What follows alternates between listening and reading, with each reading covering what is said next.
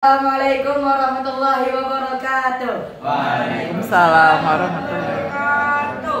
Pada pagi menjelang siang kali ini saya ingin mempresentasikan tentang tugas sirah yang telah diberikan kepada saya, yaitu mengenai tekanan-tekanan pada umat Islam setelah adanya dakwah secara terang-terangan. Baik, sebelumnya Rasulullah dakwah secara tertutup atau diam-diam tersembunyi. Betul. Secara sembunyi-sembunyi. Pada saat itu Rasulullah hanya mendatangi suatu rumah, mengajak penghuni rumah tersebut untuk masuk Islam. Dan yang diajak hanya saudara-saudara dekat, sahabat-sahabat beliau, dan semuanya yang terdekat dari kerabat, saudara, sahabat, dan lain sebagainya.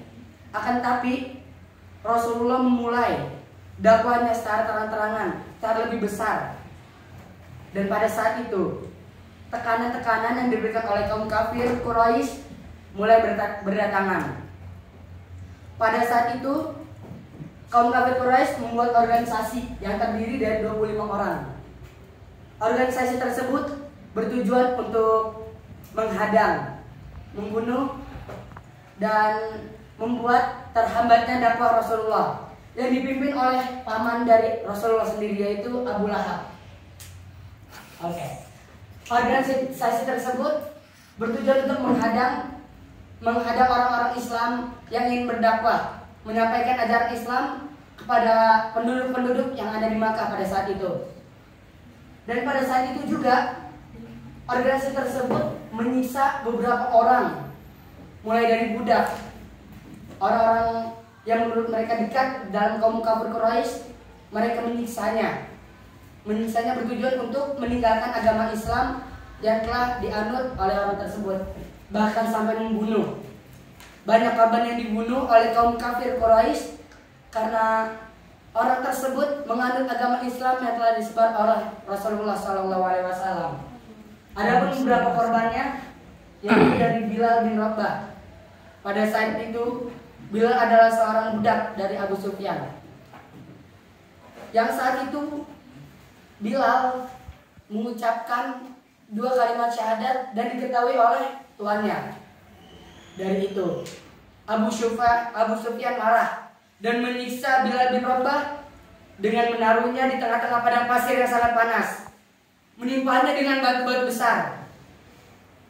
Tapi apa yang dikatakan oleh Bilal bin Rabah?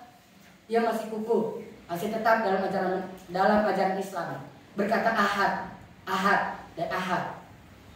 Dan pada saat itu Abu Bakar As-Siddiq melihat Bilal bin Rabah yang disiksa. Maka Abu Bakar langsung membeli Bilal yang pada saat itu posisinya menjadi budak, dan setelah itu memerdekakannya. Dan yang kedua ada Ammar bin Yasir, seorang anak dari suatu keluarga yang keluarga tersebut menganut agama Islam.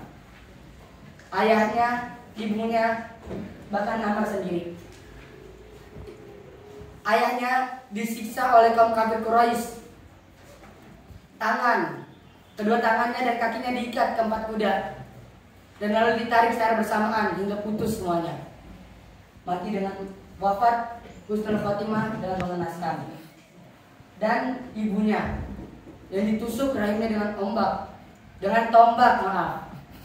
Maka saat itu Ammar bin Yasir masih kukuh, akan tapi tidak berani mengungkapkan dia keislamannya dalam dirinya. Maka dia menetapkan keislaman dalam hatinya, walaupun dia mengucapkan bahwa ia tetap menyembah Lata, Uzza, dan para berhala lainnya. Dan 2 korban lagi dari anak Rasulullah sendiri, Ruqayyah dan Ummu Kulsum.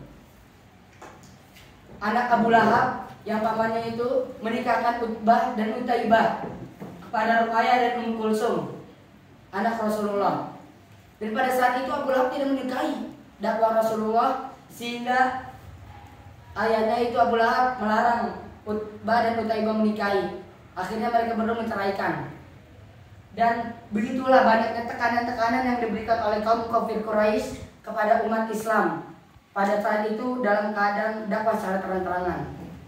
Maka hendaklah kita bangga menjadi umat Islam yang selalu bertahan sampai sekarang tanpa siksaan.